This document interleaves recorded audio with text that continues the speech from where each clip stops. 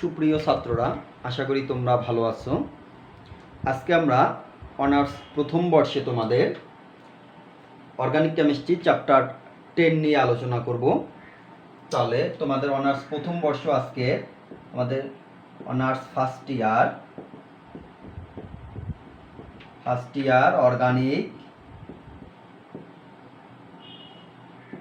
Course code হচ্ছে তোমাদের 7121 course code, এবং আমাদের চ্যাপ্টার হচ্ছে 10 ইথার।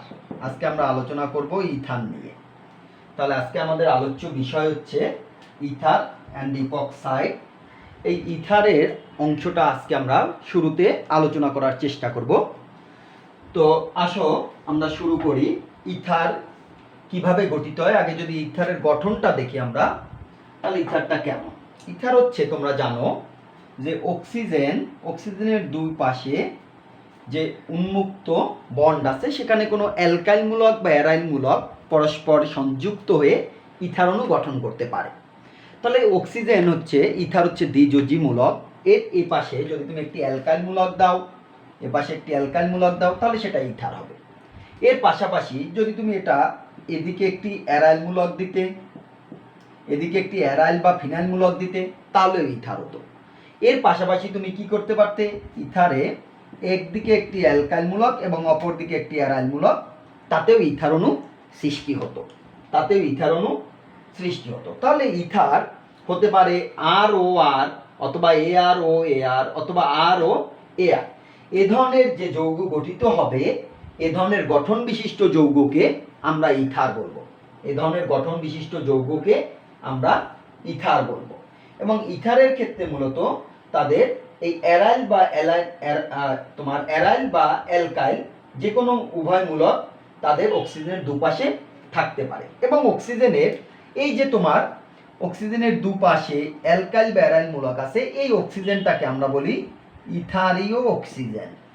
এটাকে বলবো আমরা ইথারীয় অক্সিজেন, ইথারনাল অক্সিজেন বা ইথারাল অক্সিজেন।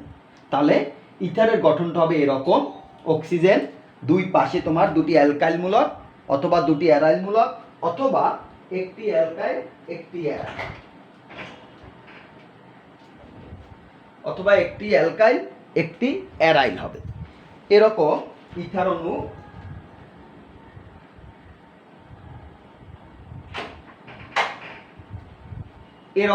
ইথার অণু গঠিত হবে। তাহলে ইথারের প্রথমে আমরা এখন দেখলাম যে ইথারের কিভাবে গঠিত হয়। এখন আমরা ইথারের যদি শ্রেণী বিভাগটা করি, তাহলে ইথারগুলো দেখতে শ্রেণী বিভাগ করলে তার ক্লাসিফিকেশন অনুযায়ী ইথার কত ধরনের হতে পারে। প্রথমে যদি তুমি এখানে ইথার নাও, তাহলে ইথারকে তুমি মূলত তিনটি ভাগে ভাগ করতে পারো। একটিকে বলি আমরা এলিফ্যাটিক,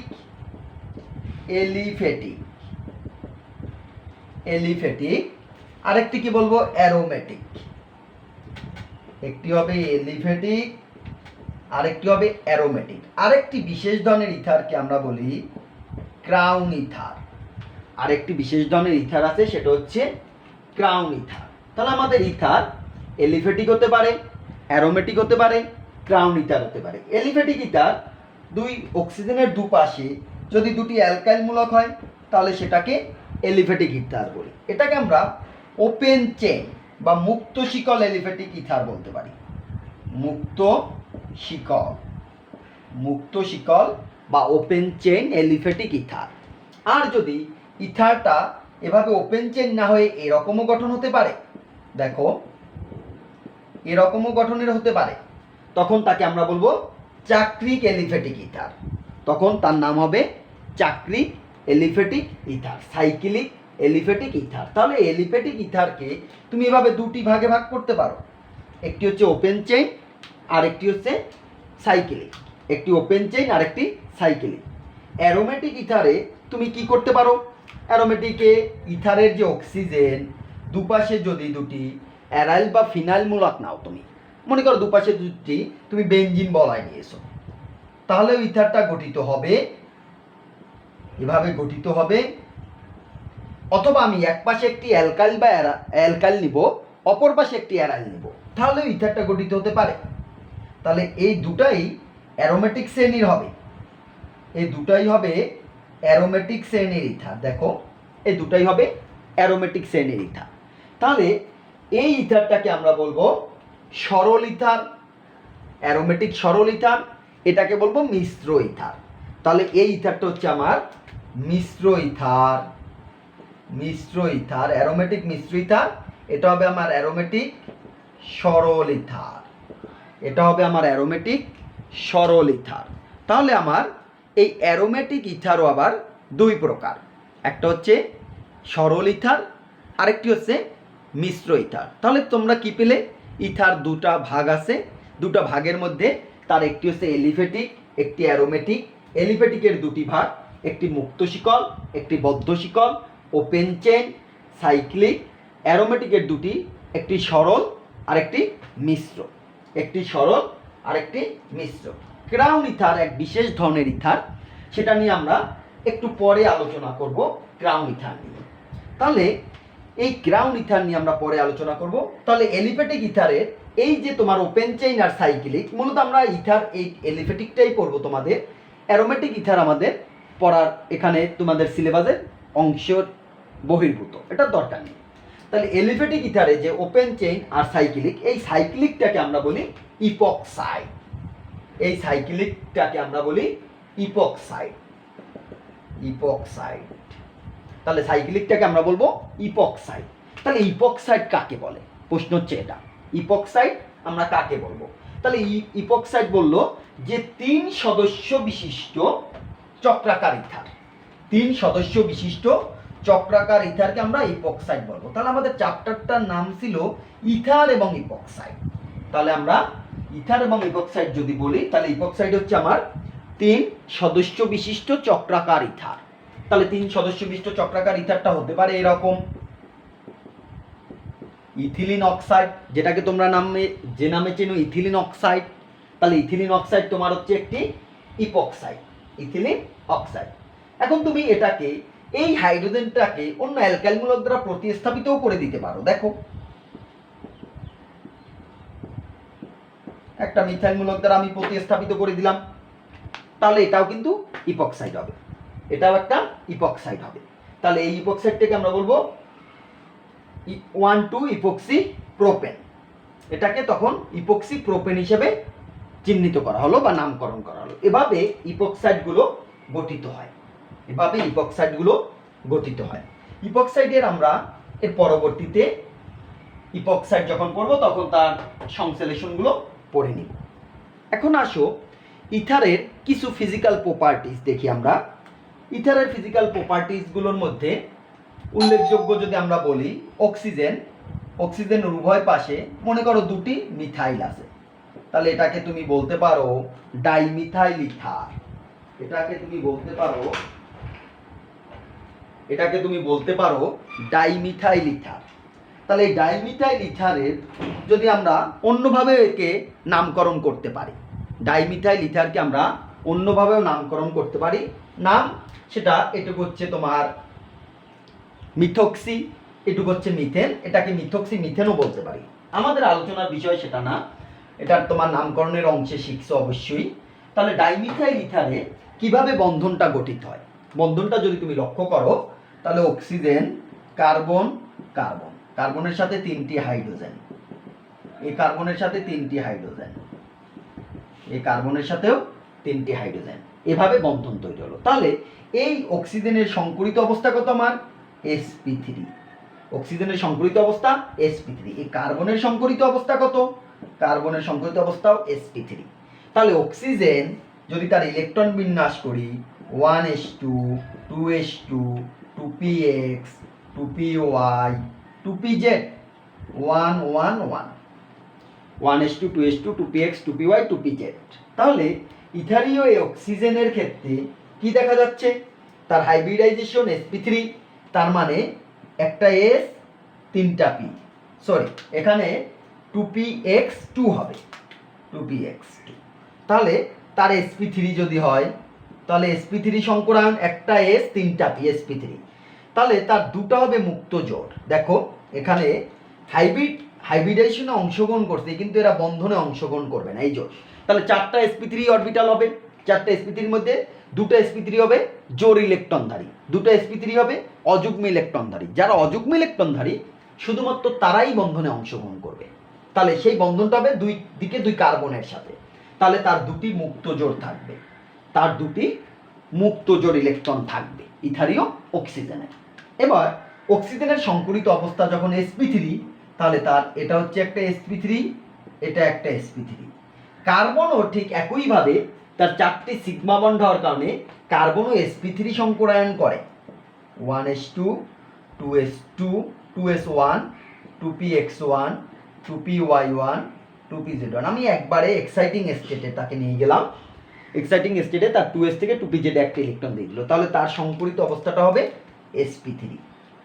এভাবে কার্বনের সাথে তার sp3 ওভারল্যাপিং ঘটে, sp3 ওভারল্যাপিং ঘটে। বাকি কার্বনের বন্ডগুলো এদিকে যে অ্যালকাইল অথবা হাইড্রোজেন যা থাকে তাদের সাথে হয়, এভাবে ইথার গঠিত হয়। তাহলে ইথারে তোমার যে কার্বন অক্সিজেন দুটি সিগমা বন্ড দেখো, এই দুটি সিগমা বন্ড হচ্ছে sp3 সিগমা, sp3 সিগমা, এটাও সিগমা এটাও সিগমা, sp3 সিগমা বন্ড গঠিত হয়। তাহলে আমার ইথারের ক্ষেত্রে sp3 সিগমা বন্ড গঠিত হচ্ছে এভাবে। এবার তাহলে ইথারের আমরা গঠনটা পেলাম। গঠনে তাহলে তুমি তাকে যেভাবে সরলরৈখিক দেখতেছো, আসলে ইথার ওভাবে সরলরৈখিক গঠন হয় না। ইথারের মূলত এভাবে থাকে তাদের বন্ধনটা, এই অক্সিজেন অক্সিজেন, এবং তাদের এখানে কার্বন এখানে কার্বন। তাদের বন্ড অ্যাঙ্গেলের মান হয় প্রায় চতুস্থলকীয় মানের কাছাকাছি। চতুস্থলকীয় টেট্রাহেড্রাল সেই বলে বন্ড অ্যাঙ্গেল কত হয় 109.5 ডিগ্রি অথবা 109 ডিগ্রি 28 মিনিট বলতে পারি আমরা, কিন্তু ইথারের এই বন্ড অ্যাঙ্গেলটা হচ্ছে 110 ডিগ্রি। ইথারের এই বন্ড অ্যাঙ্গেলটা হচ্ছে 110 ডিগ্রি। তাহলে এটা হচ্ছে ইথারের ফিজিক্যাল প্রপার্টিসে আমরা এর গঠন পাই। এখন ইথার সম্পর্কে যদি আমাদের আলোচনা করতে হয়, ইথারে দেখা যায় এরা তাপমাত্রায় গ্যাসীয় বা উদ্বায়ী তরল অবস্থায় থাকে, কিন্তু তাদের সাধারণ তাপমাত্রায় তারা গ্যাসীয় বা উদ্বায়ী হতে পারে। তাহলে প্রথম বৈশিষ্ট্য তাদের আমরা যেটা পাই সেটা হচ্ছে সাধারণ তাপমাত্রায় তারা উদ্বায়ী বা গ্যাসীয় হয়। দ্বিতীয় হচ্ছে তাদেরকে তুমি যদি পানিতে দ্রবীভূত করো, খুবই সামান্য পরিমাণে তারা পানিতে দ্রবীভূত হতে পারে। ওই যে ইথারের যে অক্সিজেন, এই যে অক্সিজেন, এই অক্সিজেনের সাথে পানির হাইড্রোজেনের সামান্য হাইড্রোজেন বন্ড ফর্ম হতে পারে। সেখান থেকে তুমি যদি ইথারের মধ্যে পানির মধ্যে ইথারকে দিয়ে ভালোভাবে ঝাঁকাও, কিছু ইথার অণু তার মধ্যে দ্রবীভূত হতে পারে, কিছু ইথার অণু তার মধ্যে দ্রবীভূত হতে পারে। এবং ইথারের ক্ষেত্রে যে ঘটনাটা ঘটে, ইথারের এই হাইড্রোজেন বন্ধন গঠন করার জন্য তার যে অম্লধর্মী প্রোটন দরকার সেটা নেই। কেন নেই? কারণ দেখো ইথারের যদি তুমি গঠনটাকে লক্ষ্য করো, অক্সিজেন কার্বন কার্বন, এই হাইড্রোজেনগুলো আছে কার্বনের সাথে। তাহলে হাইড্রোজেন যদি কার্বনের সাথে থাকে, খেয়াল করো হাইড্রোজেন কার্বনের সাথে আছে, তাহলে কার্বনের সাথে হাইড্রোজেন থাকা মানে হচ্ছে এর ইলেকট্রোনেগেটিভিটির মান 2.5, এর হচ্ছে 2.1। ইলেকট্রোনেগেটিভিটির পার্থক্য কত? 0.4 দিয়ে তার মধ্যে বন্ড ইলেকট্রনের পোলারাইজেশন হবে না, তার মানে এখানে ডাইপোল সৃষ্টি হবে না, পোলারিটি হবে না, কার্বনের উপরে পার্শিয়াল পজিটিভ চার্জ সৃষ্টি হবে না। কিন্তু এই অক্সিজেনের সাথে যদি হাইড্রোজেনটা থাকতো, অক্সিজেনের তড়িৎ ঋণাত্মকতার মান 3.5, তাহলে 2.1, পার্থক্য তো 1.4। তখন কিন্তু সহজেই অক্সিজেন এই হাইড্রোজেনের উপরে পার্শিয়াল পজিটিভ চার্জ সৃষ্টি করে দিতে পারতো। তাহলে অক্সিজেন যেহেতু হাইড্রোজেনের উপরে পার্শিয়াল পজিটিভ চার্জ সৃষ্টি করে দিতে পারে, এ কারণে ওই পার্শিয়াল পজিটিভ চার্জযুক্ত হাইড্রোজেন পার্শ্ববর্তী একটি অধিক তড়িৎ-ঋণাত্মক পরমাণুর সাথে হাইড্রোজেন বন্ধন গঠন করতে পারতো। কিন্তু এটার ক্ষেত্রে এটা সম্ভব হয় না। কিন্তু এর সমাণবিক যদি তুমি অ্যালকোহল নাও, এর যদি তুমি সমাণবিক অ্যালকোহল নাও, তাহলে কি ঘটবে? এই সমাণবিক অ্যালকোহল CH3CH2OH, দেখো CH3CH2OH, তাহলে এদের আণবিক সংকেত সেম, গাঠনিক সংকেত ভিন্ন, C2H6O। তাহলে এর তড়িৎ ঋণাত্মকতার পার্থক্যের কারণে হাইড্রোজেনের এবং অক্সিজেনের মধ্যকার বন্ধনজোড় ইলেকট্রনকে অক্সিজেন তার নিজের দিকে টেনে নেয়, কারণ অক্সিজেন অধিক তড়িৎ ঋণাত্মক পরমাণু। সে কারণে সে হাইড্রোজেন থেকে ওই বন্ধনজোড় ইলেকট্রনকে তার দিকে টেনে নিচ্ছে। তার দিকে টেনে নিলে কি হচ্ছে, তাহলে তার উপরে আংশিক ঋণাত্মক চার্জ সৃষ্টি হচ্ছে, হাইড্রোজেনের উপরে আংশিক ধনাত্মক চার্জ সৃষ্টি হচ্ছে। তাহলে এই ইথানলের হাইড্রোজেন সহজেই অন্য কোনো পরমাণুর সাথে হাইড্রোজেন বন্ধন গঠন করতে পারবে। এই কারণে অ্যালকোহল কিন্তু পানিতে অধিক দ্রবণীয়, অ্যালকোহল পানিতে অধিক দ্রবণীয়, কিন্তু ইথার কিন্তু তোমার অধিক দ্রবণীয় নয়। ইথার সামান্য দ্রবণীয়, সামান্য হাইড্রোজেন বন্ধন করতে পারে। তাহলে ইথারের মধ্যে পোলারিটি সৃষ্টি হয় না। ইথারের মধ্যে এই পোলারিটি সৃষ্টি না হওয়ার কারণে ইথারের তোমার স্ফুটনাঙ্কের মান অ্যালকোহল থেকে, সমাণবিক অ্যালকোহল থেকে কম, কারণ অ্যালকোহলের অণুগুলো পরস্পর পরস্পরের সাথে হাইড্রোজেন বন্ড গঠন করতে পারে, কিন্তু ইথার পারে না। যেমন দেখো, এটা একটা অ্যালকোহল, যে কোনো অ্যালকোহল, এটা অ্যালকাইল মূলক, এটা আরেকটি অ্যালকোহল, এটা অ্যালকাইল মূলক। তাহলে এর হাইড্রোজেন, এর অক্সিজেন হাইড্রোজেন বন্ড করবে। এবার যখন অ্যালকোহলকে তুমি বাষ্পে পরিণত করবে, এই হাইড্রোজেন বন্ডটাকে তোমাকে কি করতে হবে, ভাঙতে হবে। এ কারণে তোমাকে তাপ বেশি দিতে হবে। কিন্তু ইথারের এরকম দুই অণু পাশাপাশি রাখো, তারা হাইড্রোজেন বন্ড করতেছে না।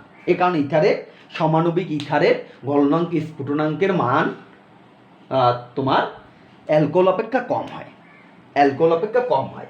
আর ইথারের যদি তুমি বিক্রিয়াগুলো লক্ষ্য করো, ইথারের যদি বিক্রিয়াগুলো লক্ষ্য করো, তাহলে ইথার খুব একটা রাসায়নিক বিক্রিয়ায় সক্রিয় না।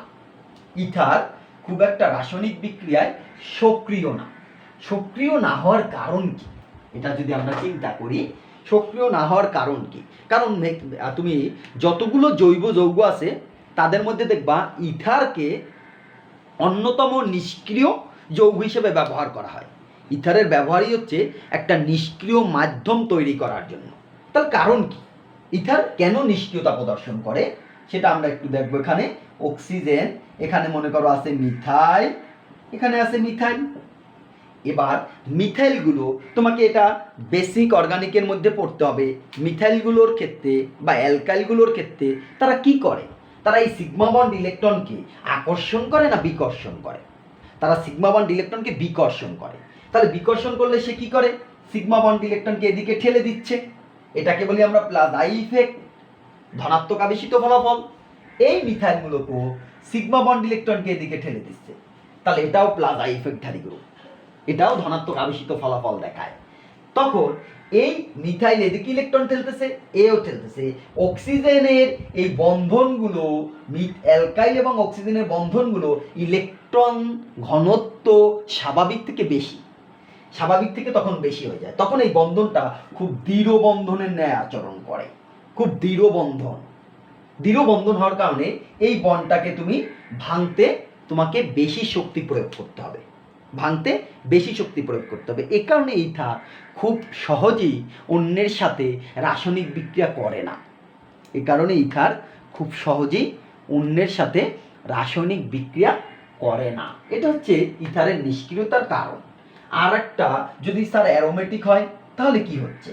অ্যারোমেটিক হলে যে ঘটনাটা ঘটে সেটা হচ্ছে এই অক্সিজেন, এখানে মনে করো একটা অ্যালকাইল বা অ্যারাইল যাই থাকুক, এখানের ক্ষেত্রে এই অক্সিজেনগুলো এই ডিলোকালাইজেশনে অংশগ্রহণ করে।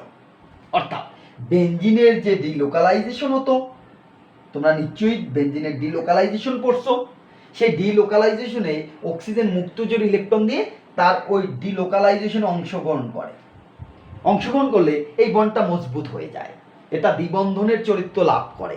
তখন এই বন্ধনকে তুমি চাইলেই ছিন্ন করতে পারো না, এই বন্ধনকে তুমি চাইলেই ছিন্ন করতে পারো না। এ কারণে ইথার খুব একটা রাসায়নিক বিক্রিয়ায় সক্রিয়তা প্রদর্শন করে না। এ কারণে ইথার রাসায়নিক বিক্রিয়ায় খুব একটা সক্রিয়তা প্রদর্শন করে না। তাহলে আসো, ইথার রাসায়নিক বিক্রিয়ায় সক্রিয়তা প্রদর্শন করে না। তাহলে এটা তোমরা রিডিং পড়ে নিবে। ফিজিক্যাল প্রপার্টিসে নিয়ে যে আলোচনাগুলো করলাম আমি, সেগুলো তোমরা একটু রিডিং বই থেকে পড়ে নিবে। তোমার কাছে এখন বাড়িতে আসো, তুমি তোমার কাছে যে বই আছে তুমি সেটা একটু ভালো মতো পড়বে, ভালো মতো পড়ে নিবে। এবার আসো তাহলে এই ইথারের প্রিপারেশন, আমরা তাকে কিভাবে প্রস্তুত করতে পারি। ইথারের ক্ষেত্রে যেটা হয়, সাধারণত ইন্ডাস্ট্রিতে ইথারকে বাণিজ্যিকভাবে অ্যালকোহল, 2 অণু অ্যালকোহল থেকে তৈরি করা হয়। এই 2 অণু অ্যালকোহল থেকে যে তৈরি করা হয়, দেখো এই 1 অণু অ্যালকোহল, এটা আর 1 অণু অ্যালকোহল, কার উপস্থিতিতে? সালফিউরিক অ্যাসিডের উপস্থিতিতে। সামান্য তাপমাত্রায় 140 ডিগ্রি সেলসিয়াস তাপমাত্রায় যদি তুমি উত্তপ্ত করো, তাহলে 2 অণু অ্যালকোহল থেকে 1 অণু পানি অপসারণের মাধ্যমে ইথার উৎপন্ন হয়।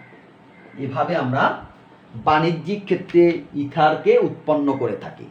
বাণিজ্যিক ক্ষেত্রে এভাবে আমরা ইথারকে উৎপন্ন করে থাকি। তাহলে এটা যদি আমি দেখো, এটা যদি আমি ইথানল নেই, মনে করো ইথানল OH যোগ আর 1 অণু ইথানল, প্রভাবক দাও অ্যাসিডীয় মাধ্যম 140 ডিগ্রি সেলসিয়াস, তাহলে উৎপন্ন হবে আর এর পরিবর্তে ইথাইল, আর এর পরিবর্তে ethyl, diethyl ether, ethoxy ethane, ethoxy ethane উৎপন্ন হবে, ডাইইথাইল ইথার উৎপন্ন হবে। এক্ষেত্রে ডাইইথাইল ইথার উৎপন্ন হবে। এখন এই বিক্রিয়াটা কিভাবে ঘটলো সেটা যদি আমরা কৌশলটা জানতে চাই, তাহলে তাদের আমার মেকানিজম দিতে হবে। মেকানিজম, প্রথমে 1 অণু ইথানল অ্যাসিড থেকে প্রোটন গ্রহণ করে। দেখো এটা তোমার ইথানল, এটা সালফিউরিক অ্যাসিড প্রদত্ত প্রোটনকে সে গ্রহণ করবে। কিভাবে গ্রহণ করবে? কারণ ওর মধ্যে মুক্তজোড় ইলেকট্রন আছে, মুক্তজোড় ইলেকট্রন দিয়ে সে তাকে গ্রহণ করলো। গ্রহণ করলে তখন যৌগটা এরকম হবে, CH3 CH2 OH2, তখন অক্সিজেনের উপরে একটি পজিটিভ চার্জের সৃষ্টি হবে। কেন?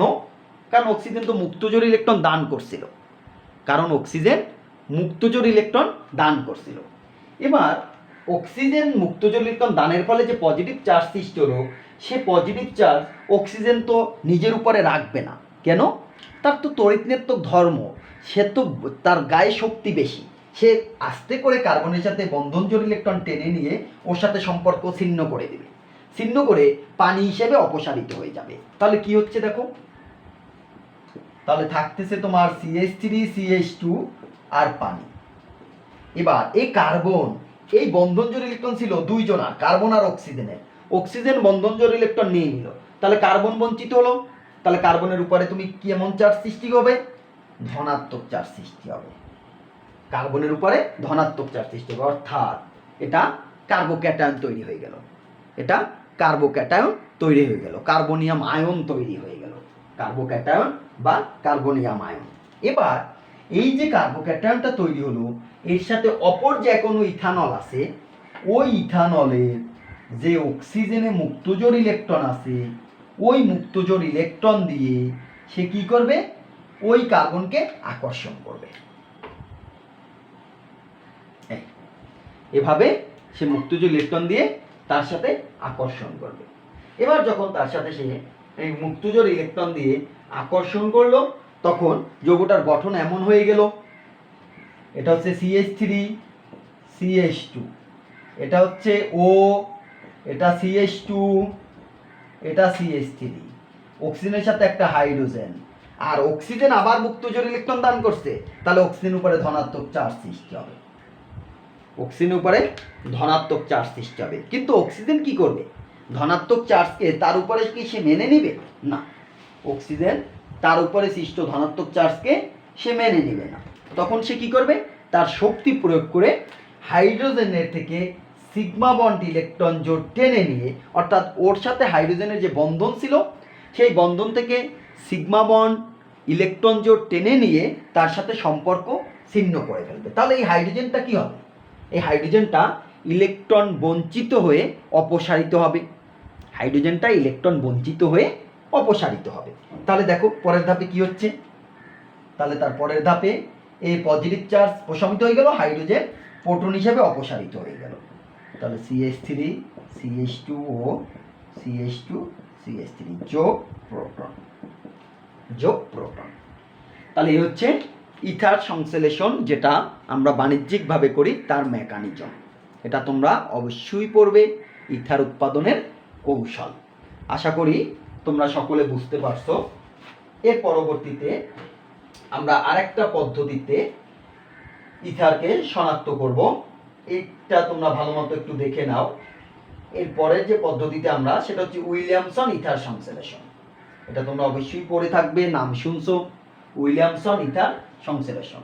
তাহলে আমরা এই কৌশলটা বাসায় প্র্যাকটিস করব। আমরা 2 নং পদ্ধতিতে চলে যাব।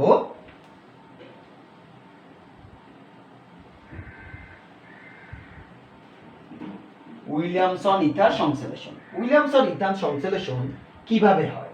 এটা হচ্ছে তোমার সোডিয়াম অ্যালকক্সাইড আর অ্যালকোহল থেকে হয়। তাহলে 2 নাম্বার পদ্ধতি হচ্ছে আমার সোডিয়াম অ্যালকক্সাইড আর অ্যালকাইল হ্যালাইড, এরা মিলে ইথার উৎপন্ন করে। আর ও আর NaX সোডিয়াম হ্যালাইড আলাদা হয়ে যায়, NaX আলাদা হয়ে যায়। তাহলে সোডিয়াম বা পটাশিয়াম অ্যালকক্সাইড তুমি যেটাই নাও, তার সাথে অ্যালকাইল হ্যালাইডের মিশ্রণকে উত্তপ্ত করলে ইথার উৎপন্ন হয়। এই বিক্রিয়াকে আবিষ্কারকের নাম অনুসারে উইলিয়ামসন ইথার সংশ্লেষণ বলা হয়। এই বিক্রিয়াকে আবিষ্কারকের নাম অনুসারে উইলিয়ামসন ইথার সংশ্লেষণ বলা হয়। তাহলে সোডিয়াম অ্যালকক্সাইডটা তারা কোথা থেকে তৈরি করে? সোডিয়াম অ্যালকক্সাইডটা তারা তৈরি করে অ্যালকোহল থেকে। অ্যালকোহলের হাইড্রোজেনটা হচ্ছে প্রোটনীয় হাইড্রোজেন। এই অ্যালকোহলের মধ্যে যখন তারা সোডিয়াম ধাতু যোগ করে, তখনই সোডিয়াম অ্যালকক্সাইডের তৈরি হয়, আর হাইড্রোজেন গ্যাস বের হয়ে যায়। এখান থেকে হাইড্রোজেন গ্যাস বের হয়ে যায়। তাহলে তোমার অ্যালকোহলের সাথে সোডিয়াম সংযুক্ত করে সোডিয়াম অ্যালকক্সাইড, সোডিয়াম অ্যালকক্সাইডের সাথে অ্যালকাইল হ্যালাইড বিক্রিয়া করে হবে ইথার। এই বিক্রিয়াটা কিভাবে ঘটে দেখো। সোডিয়াম অ্যালকক্সাইড মূলত হচ্ছে এটা, ও negative Na positive sodium ion. তাহলে আমার দ্রবণে এ আয়নিত অবস্থায় থাকবে, আরও মাইনাস যদি আয়নিত অবস্থায় থাকে, এটা মূলত অ্যালকাইল হ্যালাইডের সাথে বিক্রিয়া করে। তাহলে আমার অংশ হচ্ছে এটা। যদি মেকানিজম দেখি আমি, তাহলে RO যোগ অ্যালকাইল হ্যালাইড তাহলে এবার এই অ্যালকাইল হ্যালাইড, এখানে এটা দেখো ইলেকট্রন সমৃদ্ধ একটি গ্রুপ। ইলেকট্রন সমৃদ্ধ গ্রুপ যে, তাকে আমরা বলি নিউক্লিওফাইল।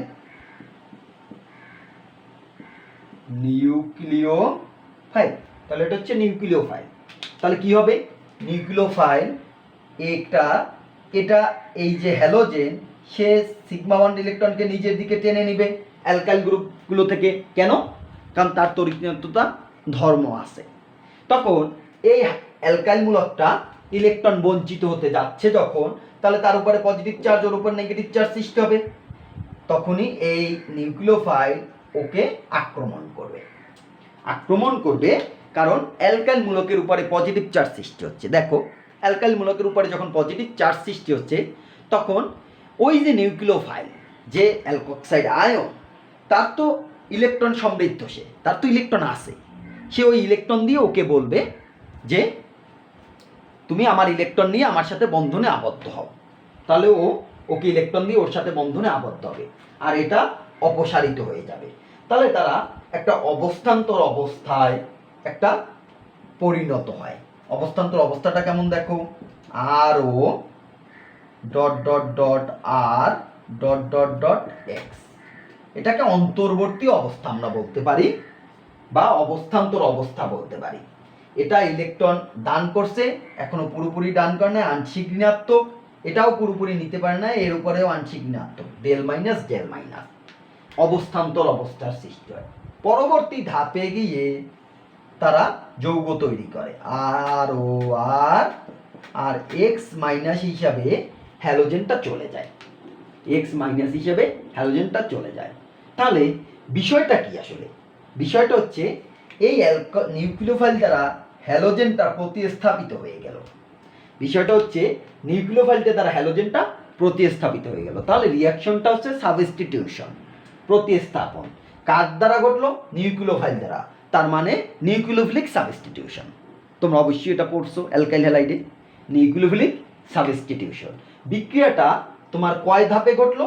একটা ধাপেই ঘটলো। এখান থেকে এটা সরাসরি উৎপাদ, বিক্রিয়াটা উৎপাদ। তাহলে নিউক্লিওফিলিক সাবস্টিটিউশন। তাহলে এটা বলতে পারি আমরা this reaction is SN reaction. SN reaction, nucleophilic substitution. এবার দেখো এই বিক্রিয়ার এটা হচ্ছে স্লো স্টেপ, এটা হচ্ছে ফাস্ট, এটা ধীর গতির ধাপ, এটা দ্রুত গতির ধাপ। তোমরা জানো স্লো স্টেপে যে কয়টা রিঅ্যাক্ট্যান্ট অংশগ্রহণ করে তার মলিকুলারিটি তত, অথবা এই রিয়াকশন রেট নির্ভর করে কার উপর? এই দুটি বিক্রিয়কের ঘনমাত্রার উপর। দুটি বিক্রিয়কের ঘনমাত্রা 1 1 2, তাহলে তার অর্ডার 2, মলিকুলারিটিও 2, অর্ডারও 2। তাহলে এটা হচ্ছে সেকেন্ড অর্ডার রিয়াকশন, মলিকুলারিটি 2, তাহলে SN2 রিয়াকশন। SN2, 2 মানে বাইমলিকুলার, 2 মানে বাইমলিকুলার, N মানে নিউক্লিওফিলিক, S মানে সাবস্টিটিউশন। তাহলে উইলিয়ামসন ইথার সংশ্লেষণ মূলত বাইমলিকুলার নিউক্লিওফিলিক সাবস্টিটিউশন, এই কৌশলে বিক্রিয়া ঘটে। বাইমলিকুলার নিউক্লিওফিলিক সাবস্টিটিউশন রিয়াকশন, এই কৌশলে বিক্রিয়াটা মূলত তার ঘটে থাকে। এ হচ্ছে আমাদের, তাহলে আজকে আমরা ইথারের গঠন দেখলাম, এরপরে ইথারের ফিজিক্যাল প্রপার্টিসগুলোর মধ্যে তার কিভাবে বন্ধন তৈরি হয়, ও এরপরে তার কি কি ভৌত ধর্ম আছে, কেন অ্যালকোহল থেকে তার স্ফুটনাঙ্কের মান কম হচ্ছে, পানিতে কেন সে কম দ্রবণীয় হচ্ছে, ইথার কেন নিষ্ক্রিয় জৈব যৌগের ন্যায় আচরণ করতেছে, এগুলো। এরপরে ইথারের দুটি উৎপাদন দেখলাম, এই দুটি উৎপাদনের দুটি কৌশল দেখলাম আমরা। এই পর্যন্ত আমাদের আজকের লেকচার থাকবে, এই কৌশলটা পর্যন্ত, অর্থাৎ ইথার উৎপাদন পর্যন্ত তোমরা পড়বে। আমরা আগামী লেকচারে ইথারের বিক্রিয়া দেখব, ইপক্সাইডের উৎপাদন দেখব, ক্রাউন ইথারের গঠন দেখব। যতটা সম্ভব আমরা আগামী লেকচারে আবার শুরু করব এর পরবর্তী অংশ থেকে। তো সবাই ভালো থেকো, আগামী সপ্তাহে আবার দেখা হবে।